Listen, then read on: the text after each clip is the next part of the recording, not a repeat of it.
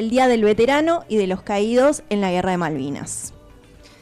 Muy bien, para eso, a más de 4 décadas del conflicto, proponemos hacer un recorrido por lo ocurrido en 1982, su desarrollo, el contexto en el que se dio, las decisiones políticas, las vivencias sociales y también las lecturas que el paso del tiempo nos permitió construir.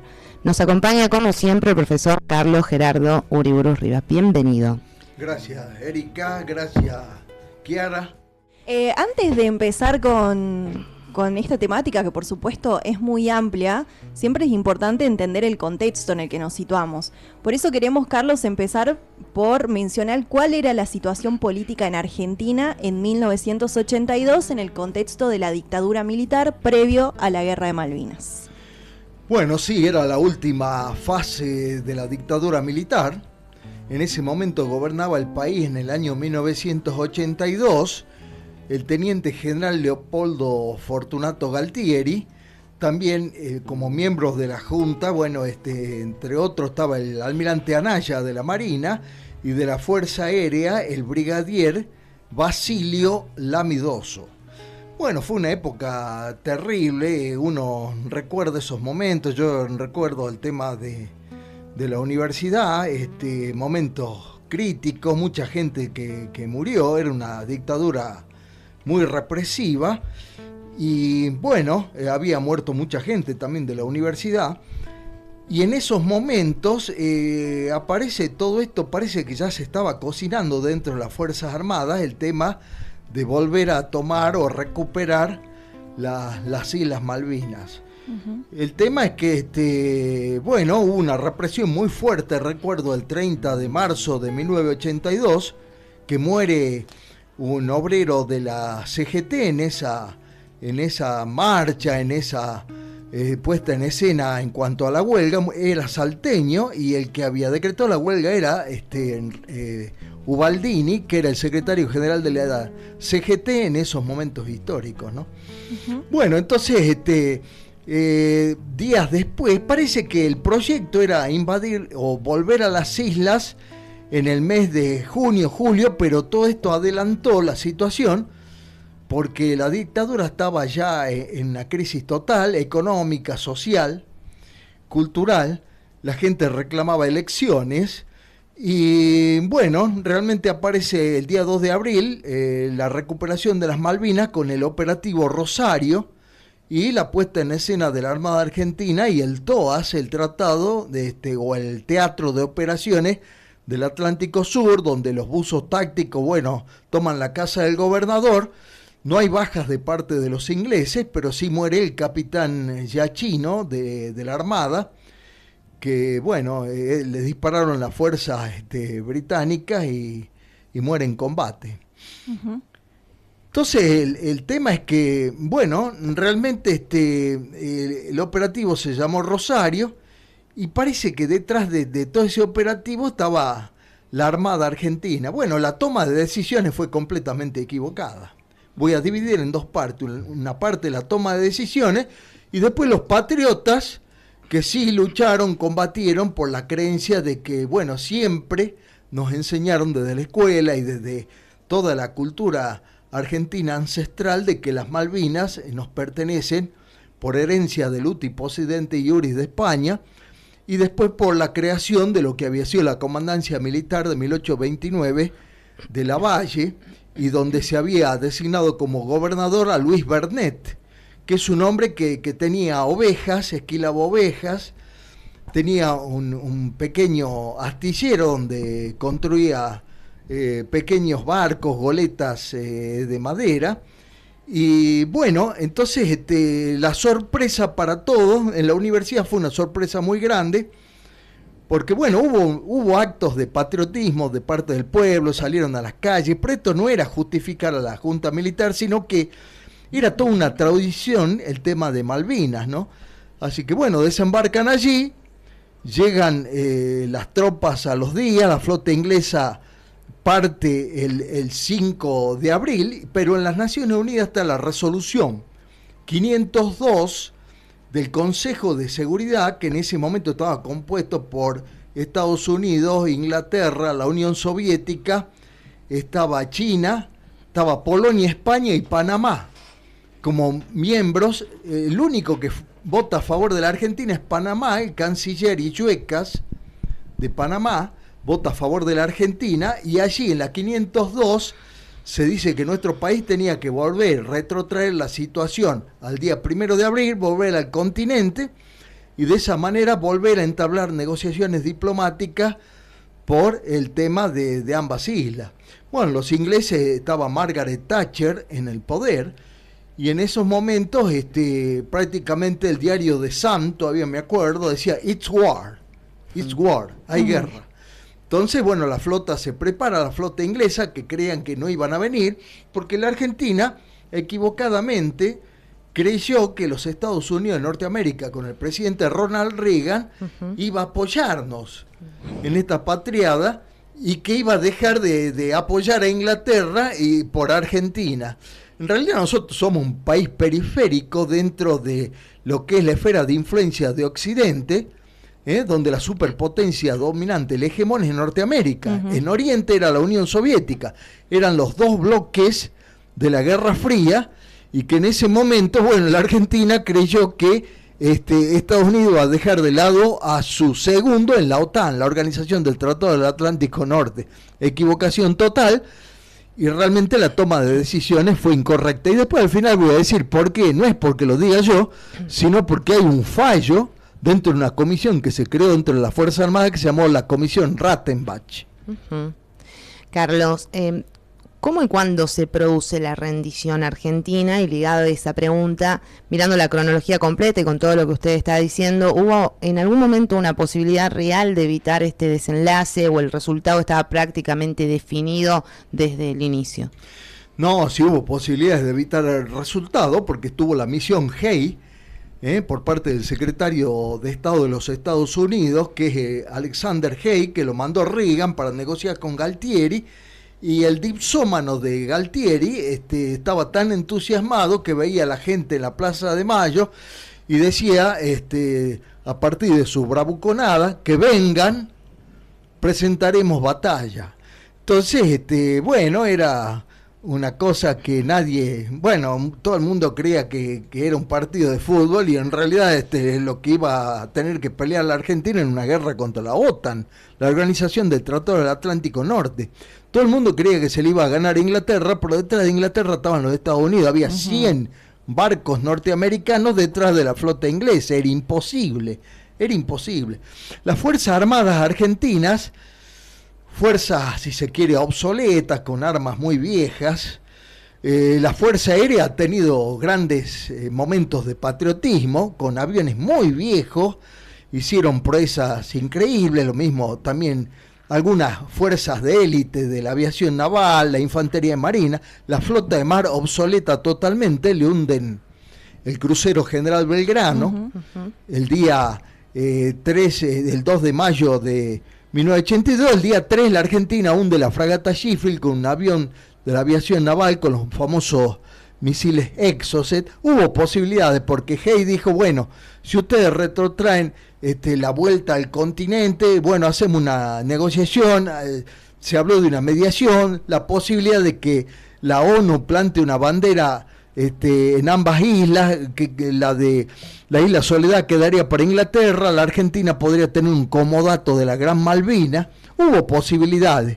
Lo que pasa es que las negociaciones se fueron endureciendo. El canciller Costa Méndez, que es un hombre que ya había estado en el gobierno de Onganía como canciller en el año 1966, una persona que era intemperante, realmente, y bueno, no hubo posibilidades, las cosas se fueron agravando, la misión Hay después termina fracasando, da un portazo Hay, y ya la flota hacia fines de abril toma Grytviken en las Georgias, que eran viejas instalaciones balleneras en esas islas. Después estaban las Sandwich del Sur, también. Y la flota, bueno, ya la flota británica ataca el 1 de mayo de 1982. Bien. Carlos, ¿qué sabemos hoy sobre las condiciones en las que combatieron los soldados argentinos? Porque había una diferencia muy grande entre el poder armamentista de cada uno de los países, obviamente, y Argentina, considerando que Inglaterra tenía de aliados a Estados Unidos y a toda la OTAN, estaba en desventaja. Totalmente, es decir, eran armas obsoletas. La Armada, por ejemplo, le hunden el Belgrano y se va a recluir en puertos de aguas bajas, no tan profundas, y porque bueno, no tenía la posibilidad, no había submarinos nucleares, era una flota viejísima, no estaba preparada la flota de mar, no estoy hablando de la Fuerza Aérea. Y bueno, después hubo arrestos individuales de oficiales, suboficiales, muchos conscriptos patriotas que pelearon con denuedo, pero realmente no estaba preparada la Argentina porque esa clase que llega a la conscripción tenía 3 meses de preparación ante la baja que se le había dado a las otras, ni siquiera eso pudieron prever, así que bueno, todo fue un déjà vu que bueno, llevó a que la Argentina fuera derrotada, pero hubo actos de gran valentía, ¿no? Carlos, muchos mitos y verdades sobre la guerra en el transcurso de la historia. Queríamos también saber esto con el paso del tiempo. ¿Qué mitos se difundieron en su momento en la guerra? ¿Qué rol cumplieron los medios de comunicación en la construcción de todo ese relato? Bueno, el principal mito es que vamos ganando y al final vamos perdiendo. Entonces es un mito que se construyó en base a la falsedad de los comunicados de la Junta Militar de Gobierno, y por otra parte también hubo una recolección de dinero, de joyas y también de chocolates y productos alimenticios para los soldados, que en la mayoría de los casos no llegó. Tal el ejemplo del famoso chocolate que un chico había guardado dentro de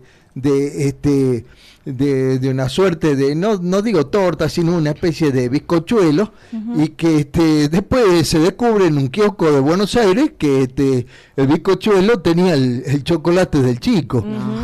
Así que realmente toda una serie de maniobras que bueno, apareció Cacho Fontana, Pinky, Mirta Legrand, no se sabe a dónde fueron las joyas. Bueno, esto fue una dictadura tremenda para el país.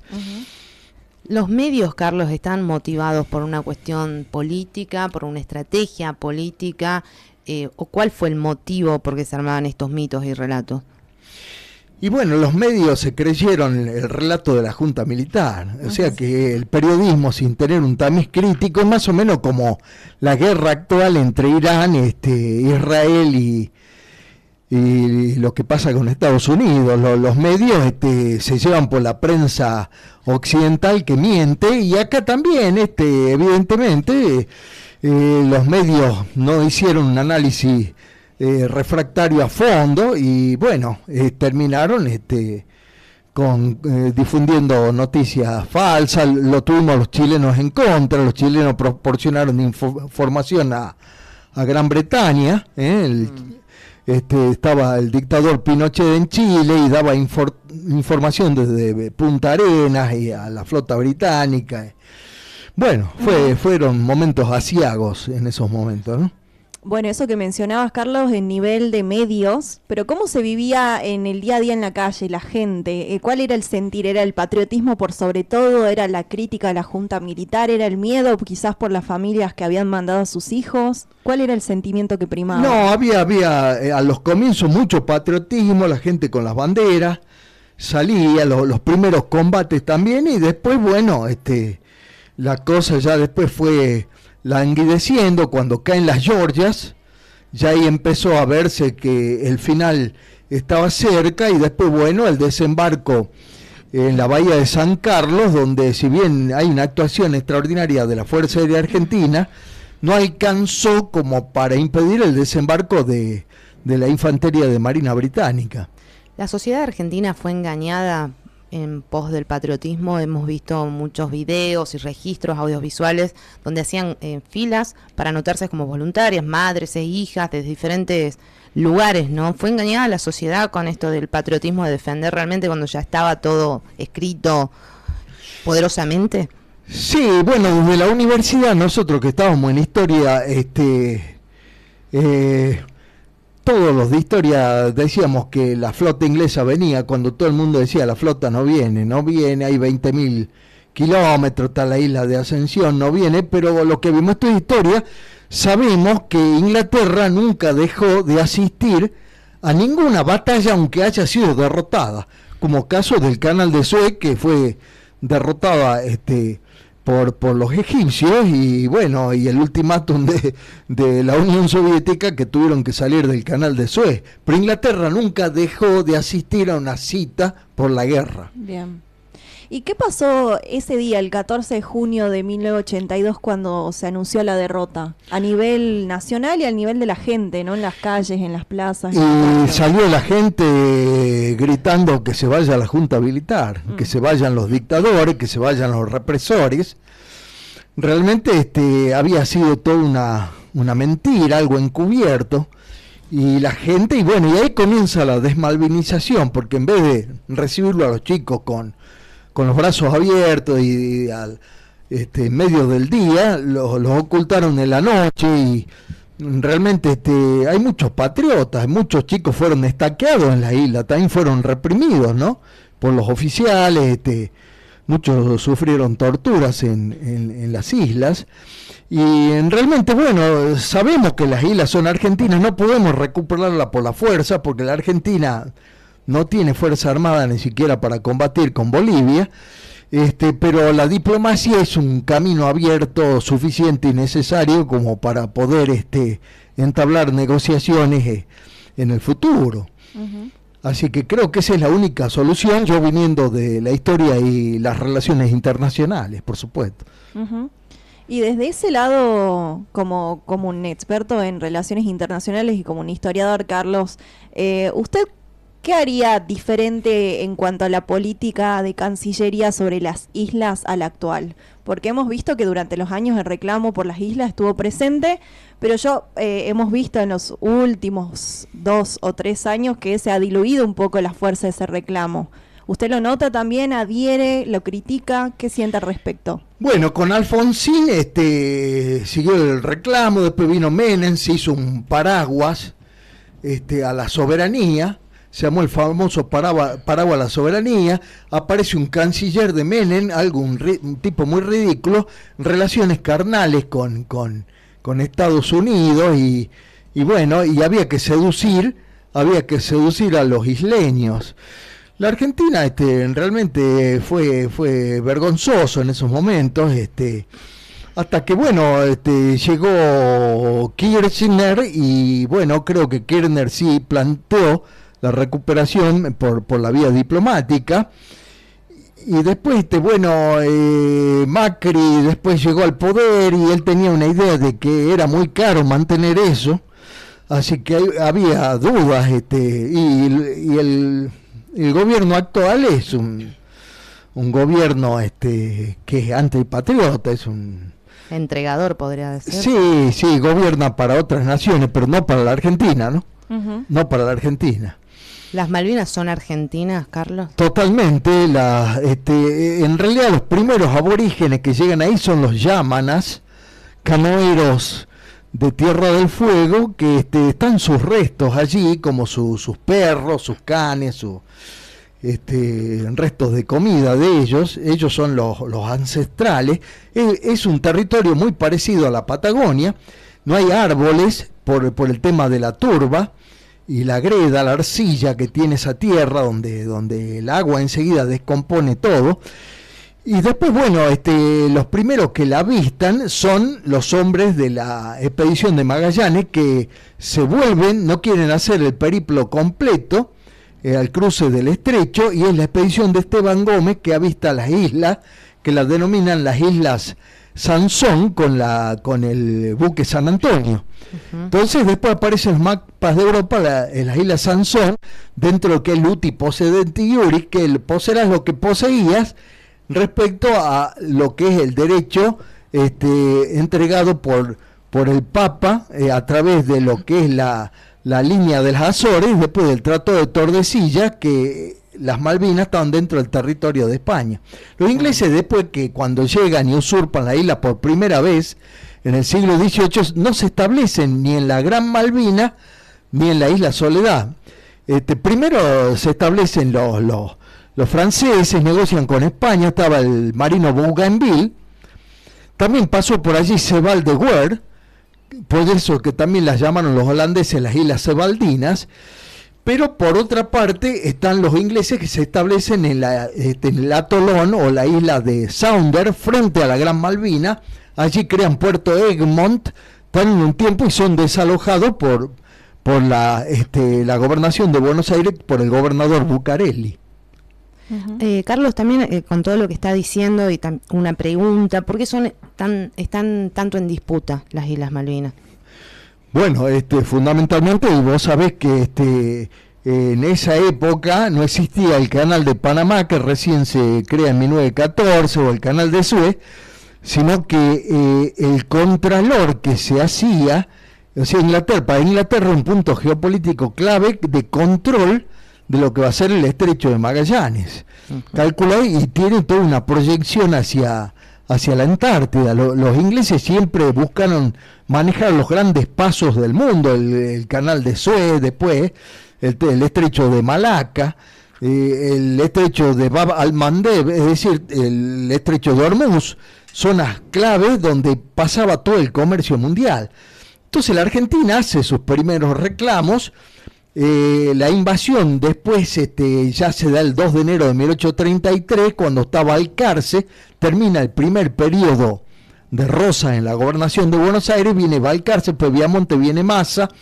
Con Balcarce los ingleses toman las islas, pero antes había habido ataques de bucaneros norteamericanos, sobre todo la gestión de Bernet, y bueno, los bucaneros le dicen a los ingleses: están desprotegidas las islas, tomen las islas. Los ingleses la toman a las islas, y bueno, van los primeros explotadores de ovejas ingleses a las islas, y había un gaucho argentino que es un gaucho entrerriano, que es el famoso gaucho Rivero, que es un individuo que bueno, va a ser explotado, le pagaban en vales, tenían que cambiar los vales en los almacenes de este individuo que era inglés. Sí. Y bueno, se sublevan con el gaucho Rivero, toman las islas, lo matan a los ingleses.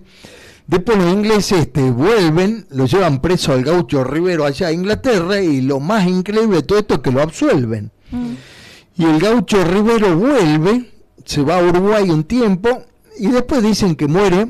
Eso no tengo el documento preciso sobre el gaucho Rivero.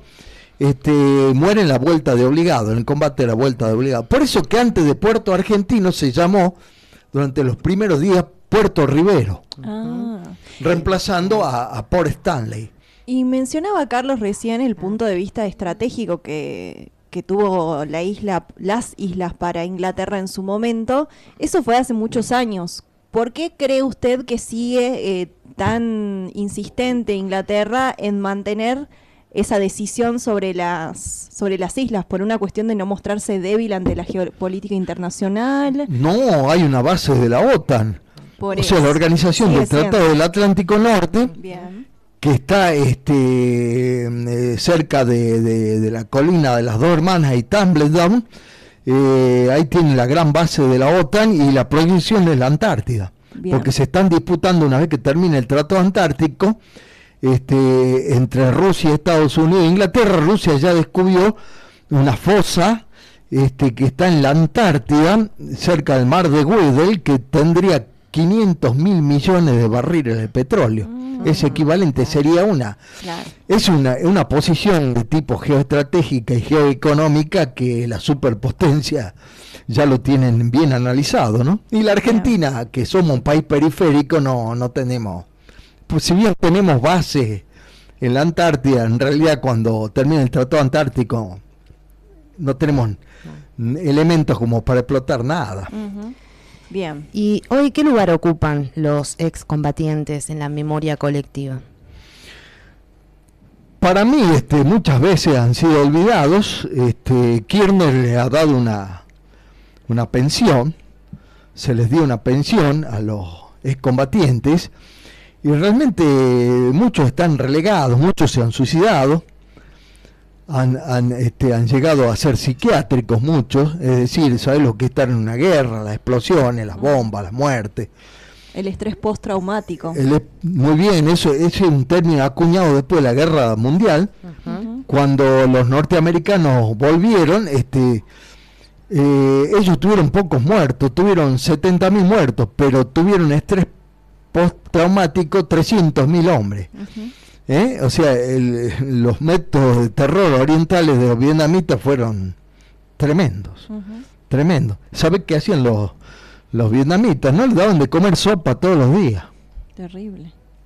Claro, porque te vuelves loco en 2 años de comerle sopa. Claro. Pero entonces no hay, en la memoria colectiva, hay un reconocimiento real, más allá de lo que pasó en ese momento hoy. Sí, el pueblo reconoce, los historiadores tenemos que reconocerlo, han sido patriotas. Muchos han dejado la vida allí, otros han terminado siendo psiquiátricos, otra gente no ha podido trabajar, otra gente ha quedado mutilada, hubo 649 muertos, 300, la mitad murieron en el crucero General Belgrano. Muchos salteños también. Muchos salteños, el cabo Huanca, murió en las islas. Y bueno, realmente tienen que ser reconocidos como grandes patriotas, Así que ellos eran muy chicos, tenían 18 años. Eso. Bueno, a mí me parece que eso es un punto de análisis que me gustaría que vos también lo puedas analizar, Carlos, que cómo podemos hacer para construir una memoria que reconozca la causa nacional de las Malvinas, nuestra soberanía sobre las islas, reconociendo a los héroes de Malvinas, a estos chicos que muchas veces eran niños, adolescentes que fueron a pelear en las guerras, y al mismo tiempo analizar de forma crítica lo que pasó, analizando los errores del gobierno militar, la censura, el ocultamiento a la población. Es como que siempre se inclina el relato para un lado o para el otro. Claro, bueno, las maestras siguen todavía recordando las islas, el himno, realmente eso siempre se sigue recordando, pero hay que hacer una red de investigadores, de historiadores que permanentemente estén sobre el tema. Es algo que nosotros no nos podemos olvidar. El mismo Grifasi creo que estaba escribiendo algo sobre Malvinas, y bueno, no sé si seguirá escribiendo. Yo la verdad que es un tema, es una documentación que no está en la Cancillería a mano porque tienen que pasar, calcula aproximadamente 50 años para que eso se desbloquee dentro de los que fueron los cables de las relaciones internacionales de ese momento. Entonces no hay mucha documentación, pero el día que esto se logre desbloquear, yo voy a investigar a fondo porque creo que hay muchos mitos, hay muchas verdades, y bueno, el papel de las Fuerzas Armadas, la toma de decisiones fue deplorable. Y después está la misión Rattenbach, que nombra el ejército y la Fuerza Armada, y dijeron no, fue irresponsable, no tuvieron tacto ni criterio.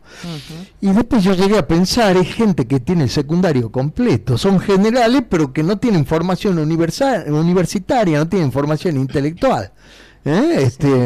Realmente, Rattenbach dijo, bueno, hay que condenar y dar prisión, en algunos casos dice hay que fusilarlo, pero bueno, no era vinculante, no era un fallo vinculante el de él, que era un general probo de la nación, que en un momento dado fue antiperonista, pero un tipo que tenía una foja intachable, y dijo, bueno, la toma de decisiones fue totalmente incorrecta, desatinada, sin criterio y sin tacto de ningún tipo, así que no se analizó el poder y la estructura de la Armada Británica, las fuerzas de vectores y de misiles, el papel de los Estados Unidos con los satélites, y nosotros pensamos ingenuamente que la Unión Soviética iba a ayudar a la Argentina, y no, la Unión Soviética era el hegemón de lo que en la Guerra Fría era el bando oriental o el bloque oriental encabezado por la Unión Soviética y el Pacto de Varsovia.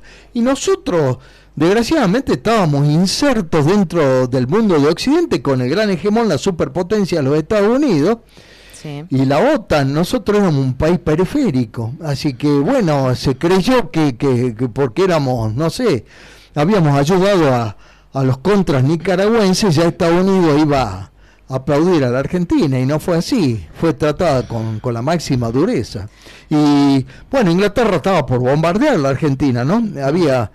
Había un momento dado que quería tirar una bomba atómica en Altagracia, y bueno, que no se llegó a producir, eso hubiera sido una catástrofe. Y bueno, realmente acá lo que hay que reivindicar son a nuestros grandes patriotas de las islas. Lo demás es un trago amargo que bueno, hay que seguir negociando, ¿no? Hay que seguir en el camino diplomático y no queda otra cosa que seguir por ese camino. Y en la recuperación de la memoria, el análisis crítico que también hace usted, porque me da la sensación que como todo hecho histórico, cómo se van distorsionando cuando pasan los años, ¿no? Por ejemplo, lo de Güemes, que hoy hay una peña que se distorsiona con el verdadero sentido y no aprendemos como sociedad para no repetir los errores. Hoy la Argentina está en medio de un conflicto bélico también, comprando los mismos aviones que usted está diciendo que teníamos en esa época. Entonces es muy importante tener este espacio para que con el paso de los días, de los años, de los tiempos, se va disminuyendo este reconocimiento. Yo lo noto, cuando era más chica, veía un reconocimiento más grande a los héroes de Malvinas. Totalmente, hoy no. Totalmente. Lo que pasa es que, bueno, las generaciones han ido cambiando y las Fuerzas Armadas están desarticuladas, desestructuradas, se han ido desestructurando de a poco y bueno, hay que hacer unas Fuerzas Armadas nuevas, es decir, unas Fuerzas Armadas patriotas, nacionalistas, que realmente estén bien remuneradas y que, bueno, no se dediquen a Uber o a pedidos ya en los momentos de ocio. Y bueno, y actualmente la Argentina está en guerra, o sea, teóricamente, si bien no está peleando, está al lado de Estados Unidos contra Irán, y esto puede traer severas consecuencias para nuestro país, ¿no? Uh-huh. Bien, Carlos, bueno, sin duda la Guerra de Malvinas es un tema muy amplio, muy complejo de analizar, es uno de los episodios también más dolorosos de la historia argentina. No solo nos interpela por lo que pasó en el campo de batalla, sino también por todas las decisiones políticas, el contexto social y las marcas que dejó en una generación y que intentamos abordar en esta charla durante el día de hoy. Recordar, analizar y comprender también este proceso es también una forma de construir memoria y es lo que queremos hacer desde este espacio. ¿Usted, Carlos, quieres decir algo como resumen de este episodio? Sí, bueno, no perder de vista el horizonte, es decir, que lo que nos decían siempre las maestras, las Malvinas son argentinas, fueron y serán. Así que es parte de lo que es la Argentina irredenta, es decir, la Argentina que no alcanzó a realizarse, a completarse, ¿no? Uh-huh. Fueron, son y serán. Muy bien. Bueno, muchísimas gracias. Queremos agradecer al profesor Carlos Gerardo Uriburu Rivas por ayudarnos a recorrer este capítulo tan importante en nuestra historia, y en una fecha como esta hacemos llegar también nuestro respeto y reconocimiento a los veteranos y a quienes perdieron la vida en la Guerra de Malvinas. Gracias por acompañarnos en el encuentro con la historia. Los invitamos a suscribirse, compartir este episodio y seguir siendo parte de este espacio de reflexión histórica. Muchísimas gracias, Carlos. Gracias, Kiara. Gracias, Erika. Un saludo grande.